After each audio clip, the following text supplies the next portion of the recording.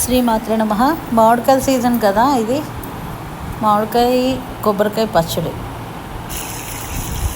ఏది మామిడికాయ పప్పు, మామిడికాయ కొబ్బరికాయ పచ్చడి, మామిడికాయ పులిహార, ఏది ఉంటే అది ఎలా చేసుకుంటూ వెళ్ళడమే ఈ సీజన్లోనే.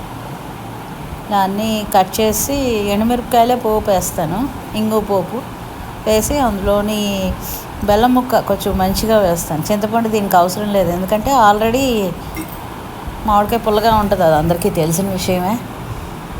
ఇలా చట్నీ అన్నంలోకి చాలా బాగుంటుంది. నేనైతే అన్నంలోకే చేశాను, మీరు కూడా ట్రై చేయండి. శ్రీమాత్రే నమః. మా కిచెన్లోకి ఇలా సూర్యుడు వస్తుంటాడు. ఊరికి ఉదయమే మా ఫుడ్ రెడీ అయిపోతుంది అన్నమాట. ఇలా చట్నీ, కొబ్బరికాయ మామిడికాయ చట్నీ.